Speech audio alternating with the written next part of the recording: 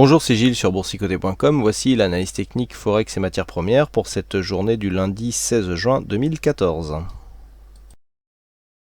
Nous débutons cette analyse avec la paire de devises euro-dollar qui retrouve un petit peu de volatilité sur ce début de semaine.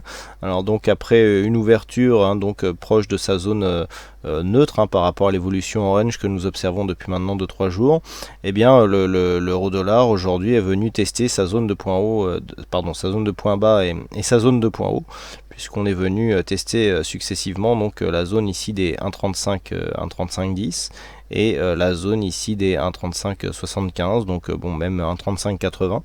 Donc on reste ici dans les limites du range que nous connaissons depuis maintenant la semaine dernière, donc depuis le 10 juin. Et donc l'euro-dollar continue à évoluer en testant ici ces zones extrêmes. Donc là pour l'instant ce qui est attendu c'est une cassure d'un côté ou de l'autre. Alors une cassure ici à la baisse donnerait un signal de continuité de la phase baissière, puisque nous sommes en tendance baissière depuis donc les premières annonces de Mario Draghi. Donc le fait ici d'avoir une cassure baissière nous mettrait dans la continuité de ce mouvement.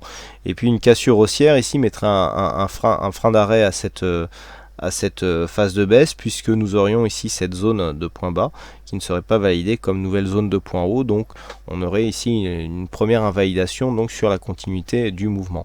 Donc zone à surveiller ici, cette zone des 1,35, 80, 90. On est ici sur une zone de résistance. Et puis à la baisse, une éventuelle cassure ici de cette zone des 1,35, 10, 20 nous donnerait un signal de continuité baissier. Sur le dollar yen, là aussi nous sommes dans la continuité de la tendance que nous avions étudiée la semaine dernière. Je vous avais donc bien montré ici le changement de flux que nous avions opéré suite au contact ici avec cette zone des 102,70. On est venu tester ici des contacts avec la bande de Bollinger inférieure. On n'a plus touché ici la bande de Bollinger supérieure, donc c'était un premier signe. Et puis vous voyez comment cette moyenne mobile 20 exponentielle ici s'est imposée comme zone de résistance sur cette tendance. Là encore, donc vendredi, on a eu un contact ici sur cette zone. Je vous avais dit que c'était potentiellement un signal de baisse. C'est pour l'instant, je dis bien pour l'instant, ce que les cours sont en train de nous montrer, puisqu'on repart à la baisse ici en direction des 101,60. Et c'est bien pour l'instant, puisque depuis ici cette zone de contact, il n'y a pas eu ici un ralliement ici, soit de la bolle inférieure, soit de cette zone de point bas. Donc pour l'instant, c'est plutôt bien parti, mais ce n'est pas encore totalement validé. Donc on reste dans un mouvement baissier, puisque cette moyenne mobile 20 ici capte bien les cours et que nous avons des évolutions qui se font dans la partie inférieure, à savoir ici avec des contacts répétés sur la bolle inférieure et donc cette zone de moyenne mobile qui fait office de résistance. Et on confirme pour l'instant la continuité, tout en préservant ici la tendance, je dirais un peu plus moyen terme, puisque nous avons ici toujours cette zone de support légèrement dynamique qui continue à tenir son rôle. Alors si nous avions une cassure ici, on a vu qu'il y a 2 ou 3 zones un peu plus bas qui peuvent aussi encore provoquer des rebonds. Mais là, on aurait un premier signal d'une possible accélération à la baisse qui est toujours possible. Je rappelle que nous n'avons pas cassé de gros points hauts significatifs sur la précédente phase de hausse et que cela laisse donc la possibilité à un mouvement ici de marquer une accélération baissière. Donc toujours dans l'incertitude du côté du dollar yen, même si nous avons une petite préférence pour une continuité baissière d'un point de vue très court terme.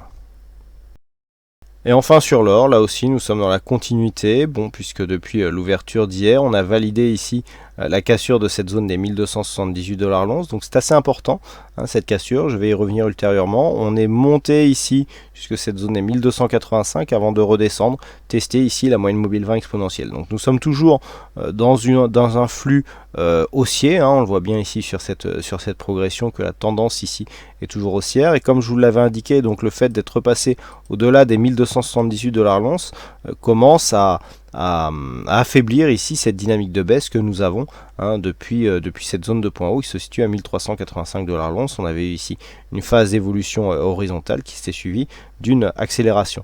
À noter que si les cours donc continuent sur la cassure ici des 1278 qui entre parenthèses n'a pas été validée comme zone de support après avoir été franchi à la hausse, on peut revenir, donc si les cours continuent à revenir et notamment reviennent jusque cette zone ici des 1306 $ l'once, on pourra avoir des signaux haussiers assez importants qui pourraient nous ramener ici sur cette zone de point haut à 1388 $ l'once. Mais ça, nous en reparlerons si toutefois les cours viennent tester ici cette zone des 1306. Ça ne sert à rien d'échafauder des plans si le contact ne se fait pas. Quoi qu'il en soit, la configuration technique ici est assez surachetée. Du point de vue du MACD, on est quand même ici sous une dynamique plutôt baissière. Vous voyez que les histogrammes descendent alors que les cours montent. Cette divergence n'est pas évidente, donc n'est pas encore visible sur le stochastique RSI, ce qui fait que bon, on n'est pas encore sur une divergence très forte, puisqu'on n'est pas confirmé ici sur les oscillateurs, mais on pourra avoir ici une phase de retournement. Alors phase de retournement qui, en cas de cassure baissière des 1265 $ l'once, pourrait commencer à mettre à mal la dynamique qui a été impulsée par ce mouvement haussier. Donc zone à surveiller, 1278 $ l'once à la hausse. Si les cours remontent, il faudra absolument que cette zone soit validée comme une zone de support après un franchissement.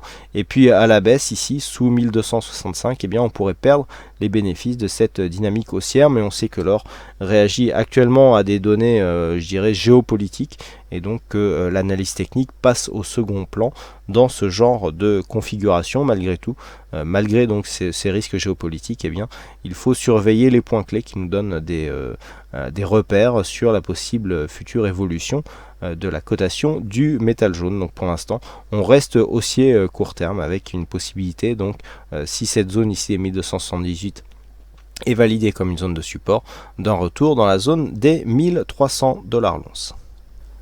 Voilà donc ce que nous pouvons dire sur cette analyse technique Forex et matières premières. Il ne me reste plus qu'à vous souhaiter à toutes et à tous une bonne soirée, bonne chance dans vos prochains trades, et on se donne rendez-vous dès demain pour d'autres analyses techniques en vidéo. Bonsoir à tous.